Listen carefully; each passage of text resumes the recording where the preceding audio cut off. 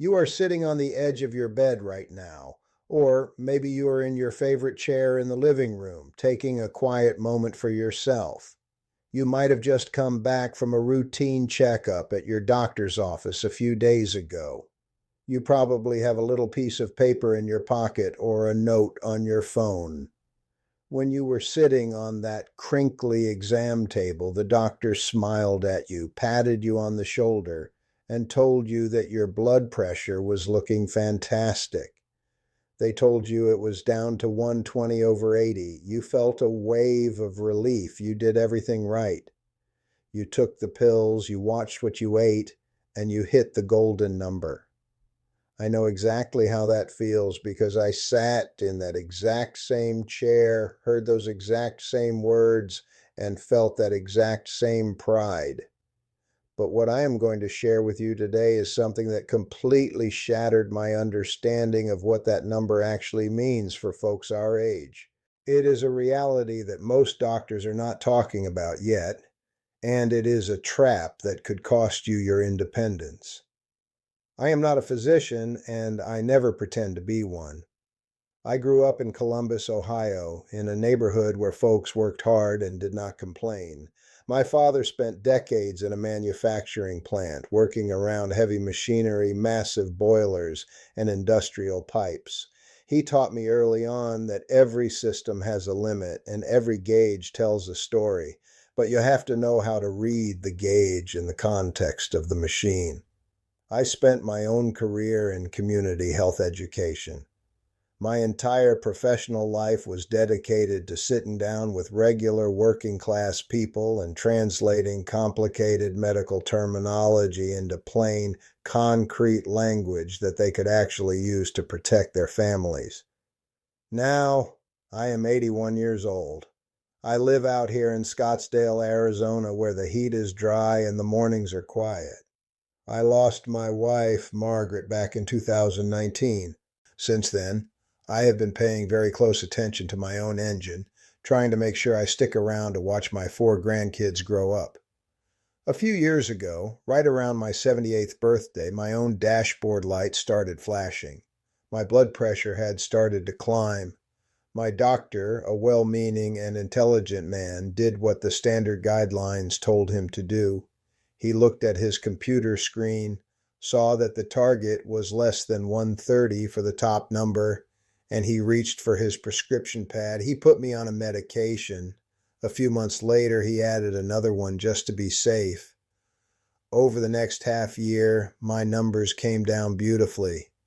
I was sitting in his office, and the cuff read 122 over 76. He was thrilled. I was the star patient. I went home thinking I had added 5 years to my life. But then something strange started happening in my own house. It was not a dramatic collapse. It was subtle. I would be sitting at the kitchen table reading the morning paper, and the phone would ring. I would stand up to go answer it, and for a split second the floor seemed to tilt away from me. My vision would get fuzzy around the edges. I would have to grab the back of the heavy wooden chair to steady myself. At first, I brushed it off. I figured I was just tired, or maybe I had stood up too fast. When I mentioned it to my doctor during a follow-up visit, he smiled kindly and told me it was just age-related, that my blood vessels were just adjusting more slowly, and that I should just take my time standing up. I accepted that answer for about a week, but the dizziness did not stop. One evening, I stood up from the sofa to turn off a lamp, and my knees almost buckled. I had to lean hard against the wall. In that silent living room, staring at the floorboards, I realized something was fundamentally wrong. The numbers on my medical chart said I was perfectly healthy, but the reality in my living room told me I was one bad step away from a fractured hip. That is when I called my daughter, Laura. Laura is a registered nurse over in Phoenix. She deals with older patients every single day. I told her what was happening, expecting her to tell me to drink more water or get more sleep.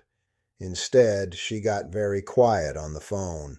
The next afternoon, she drove over to my house. She did not bring a stethoscope.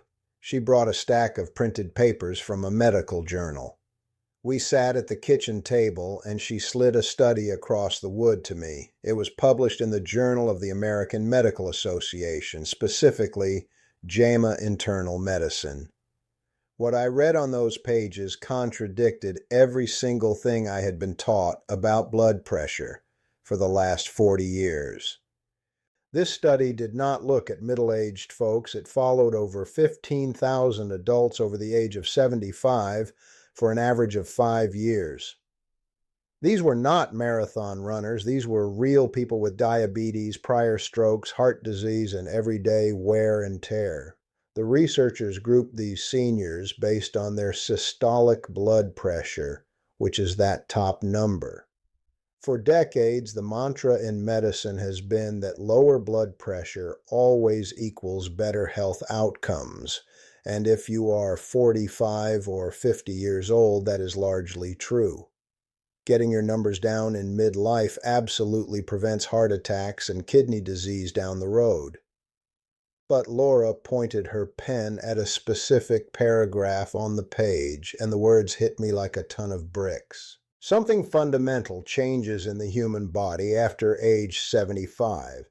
The researchers found that the seniors who had achieved that textbook perfect blood pressure, the ones who kept their top number below 120, actually had a 28% higher risk of suffering serious falls that required hospitalization. Let that sink in. The patients who looked the best on paper were the ones crashing to the floor. Not only that, but those with the perfectly low pressure had higher rates of acute kidney injury because their kidneys simply were not getting enough pressure to function properly.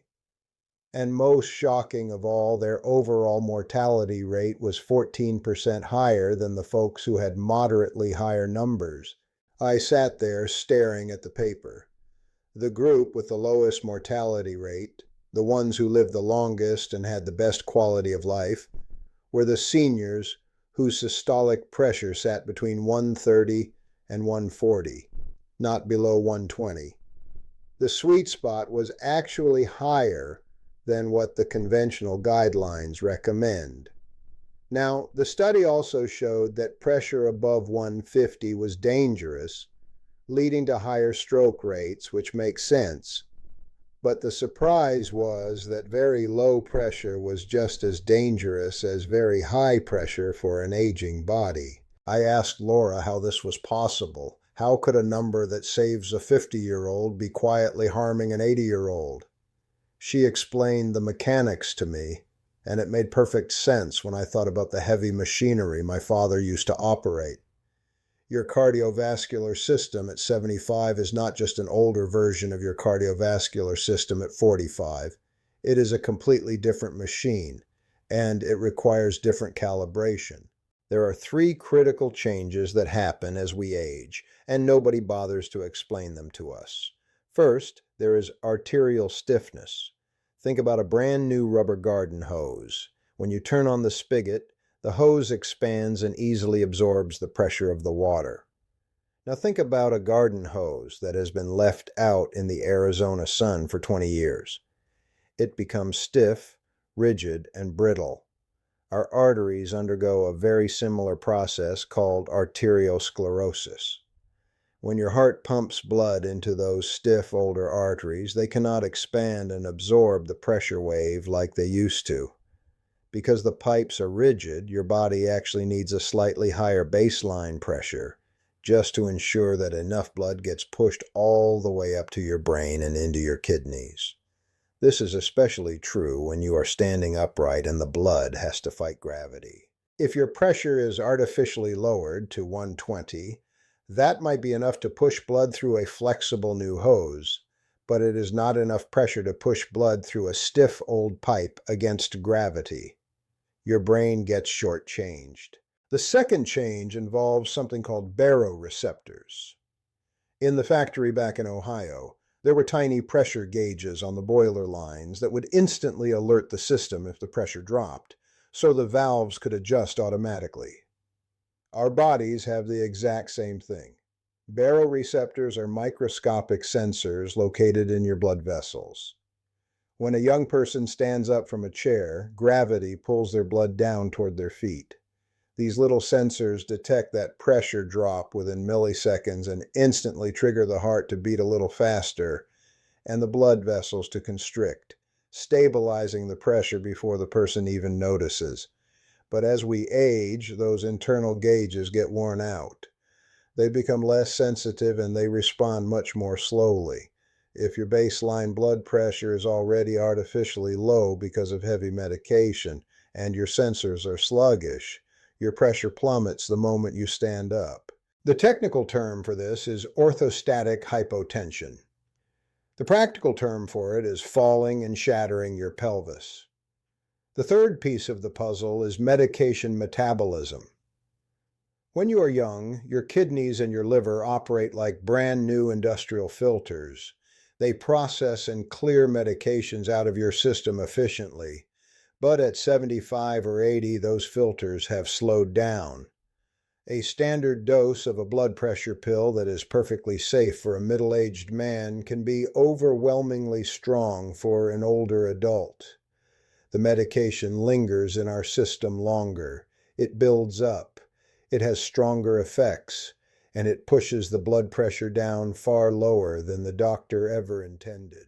Hearing all of this from Laura, I realized exactly what was happening to me in my living room.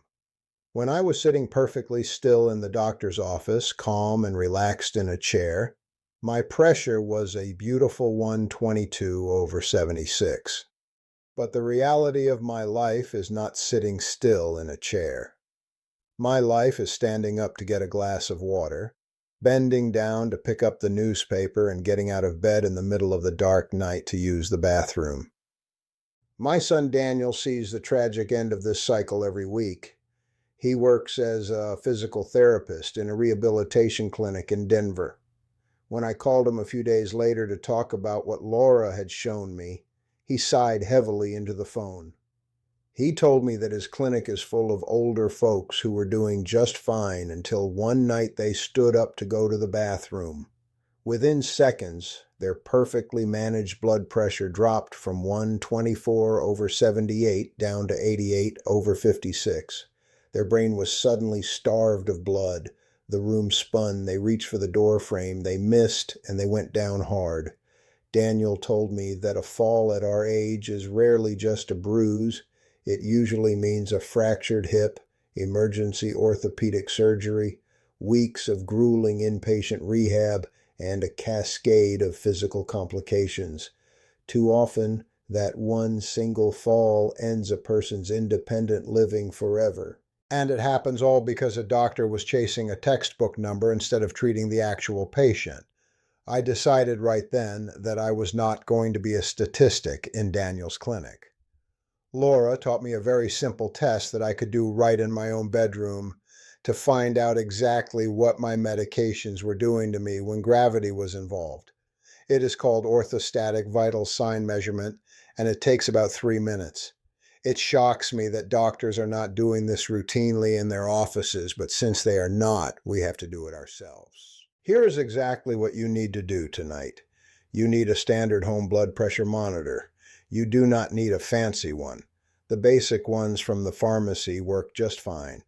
First, you go into your bedroom and you lie down flat on your bed for 5 full minutes. Just rest. Breathe normally. Let your body completely relax and let your cardiovascular system settle into a flat position.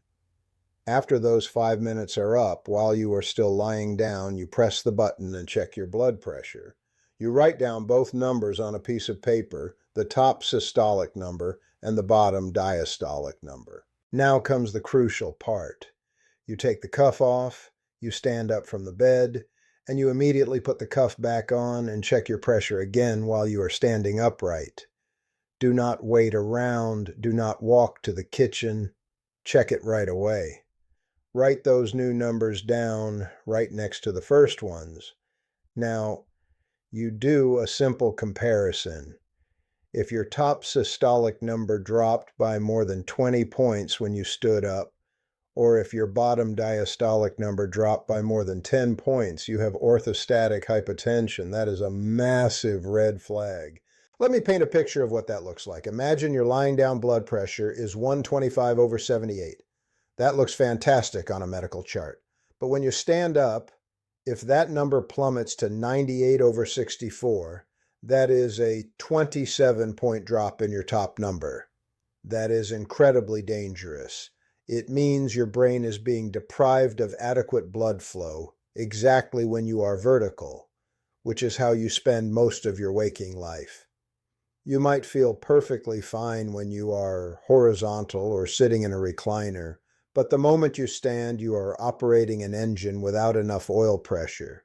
If your numbers drop like that, it is a clear sign that your medications might be too strong for your aging system, or that your doctor's target is simply too low for your personal physiology. When I did this test in my own bedroom, my top number dropped by almost 25 points the moment my feet hit the floor.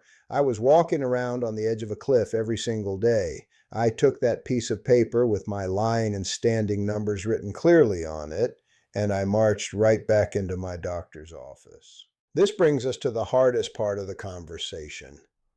Why are so many doctors still pushing older folks toward 120/80? The answer is complicated, but it basically comes down to how slowly the massive ship of the medical system turns. The landmark clinical trials that established 120/80 as the gold standard were conducted mostly on middle-aged people. When those results were published, the medical community applied that rule across the board. There was a lazy assumption that whatever is good for a robust 50-year-old must automatically be good for an 80-year-old. It is only in the past decade that researchers have started studying older populations specifically, and they are finally proving that one size absolutely does not fit all. But it takes years for new research to filter down into the official clinical guidelines, and it takes even longer for those new guidelines to change the habits of a busy doctor. Many physicians are still practicing based on rules written 5 or 10 years ago. Furthermore, doctors have been drilled for decades with the message that lowering blood pressure saves lives. It is very difficult for them to shift their mindset to a nuanced approach that admits that sometimes, in an older body, a moderately higher pressure is actually safer and preferable. In a healthcare system where a doctor only has 15 minutes to see you, individualizing care takes too much time. It is much faster to just look at the computer screen, see a number above 130, and write a prescription. But you and I do not have the luxury of waiting for the system to catch up. We are the ones who have to walk across the kitchen tile without falling. So, what should your numbers actually be? I am going to share the ranges that the latest research suggests are associated with the absolute best outcomes for different age groups, but I want to be crystal clear. These are guidelines, not absolute laws. Your personal target needs to be decided in a serious conversation with your doctor based on your whole life picture, not just a chart. If you are between the ages of 65 and 74, and you are generally active without major medical conditions, the research points to a systolic range of 130 to 140 as being highly reasonable. This gives your heart protection while making sure your brain and organs get enough blood flow. If you are between 75 and 84 and you are relatively healthy, the evidence supports a slightly higher systolic range of 135 to 145. Notice that this is higher than the younger group. This slight elevation specifically accounts for the increased stiffness in your older arteries and the slower reaction time of your internal pressure sensors. If you are over 85, or if you are frail regardless of your age, a systolic range of 140 to 150 may actually be the most appropriate target. At this stage of life, preventing a catastrophic fall and maintaining your daily quality of life takes priority over aggressively driving numbers down. And we cannot forget the bottom number, the diastolic. For older adults, that bottom number should generally stay above 65 and ideally sit somewhere between 70 and 85. If your bottom number is consistently dipping below 60, you need to bring that up with your doctor, even if your top number looks okay. A very low diastolic pressure reduces the vital blood flow that goes to your actual heart muscle during its relaxation phase, and that can cause severe problems of its own. Let me give you an example of how this looks in the real world. Imagine two men, both 81 years old, just like me. Both of them walk into the clinic and their blood pressure reads 158/88. The first man has mild heart failure, chronic kidney disease, and terrible osteoarthritis in his knees. The second man is healthy, active, and plays golf twice a week with no major medical issues. They have the exact same number and the exact same age, but their risk profiles are worlds apart. If a doctor aggressively treats the first man with heavy medications to force his pressure below 130, the risks are enormous. The medications could drop his pressure too low when he stands up. They could worsen his already struggling kidneys. They could make him dizzy, and with his bad knees, a fall would be devastating. For him, a much wiser approach would be a very low dose of one medication, accepting a higher target of maybe 145, and monitoring him closely. For the second man, the healthy golfer, maybe he needs a little treatment, but perhaps just lifestyle changes could bring him down to a safe 145 without ever touching a pill. It is about treating the human being sitting in the chair, not fighting a number on a monitor. You might be asking yourself right now what you should do with all of this. I am a man who believes in concrete action, not just theory. If you are over 70 and you take blood pressure pills, there are a few things you must do starting today. First, you need to check your pressure at home at the same time every day for 2 weeks. Check it once in the morning and once in the evening. Keep a written log with a pen and paper. Blood pressure changes constantly throughout the day. A single reading of 148 in a stressful doctor's office does not mean your pressure is always that high. It might be 132 while you're reading the paper at home. A written log gives you the true average. Second, perform that orthostatic test I taught you. Check it lying down for 5 minutes, then stand up and check it immediately. Write down the difference. Third, be brutally honest with yourself about your symptoms. Are you feeling dizzy when you stand up from the dinner table? Are you dealing with unexplained fatigue or a foggy feeling in your head? Do not suffer in silence and assume that feeling weak is just part of getting older. Those are physical signs that your pressure might be too low, regardless of how pretty the numbers look on paper. Finally, you need to schedule an appointment with your doctor specifically to talk about this. Do not wait for your annual checkup. Bring your written log of home readings. Bring the results of your lying and standing test. And do not just accept a blanket statement that you must be at 120/80. Ask your doctor what specific target is appropriate for your age, your specific medical history, and your daily lifestyle. You are not a passive bystander in your own health. You hired that doctor to advise you, but you are the one who has to live in that body. When I sat down with my doctor and showed him my drastic pressure drop upon standing, we had a real conversation. We adjusted my medication dosage. We agreed that for a man of 81, a top number hovering around 138 was perfectly fine. Within 2 weeks, the dizziness completely disappeared. My head felt clear. I could stand up from the kitchen table without grabbing the chair. I got my sturdy legs back. The truth of the matter is that aging is a process of constant mechanical adjustment. The rules change as the miles add up. What protected you at 50 might be the very thing that puts you in danger at 80. You have the knowledge now. You understand the mechanics of your own arteries and the wear and tear on your internal gauges. You are probably more informed about older adult blood pressure management right now than 90% of the folks our age. The independence we hold on to so tightly is not lost all at once. It is chipped away by small, silent things we fail to notice until it is too late. A dizzy spell ignored, a medication taken blindly, a textbook number chased without question. You have the power to stop that erosion today. You have the time to make the call. Write down the numbers and take control of the machinery. Take care of that engine of yours. I will be sitting right here next time we talk. Keep your feet solid on the ground.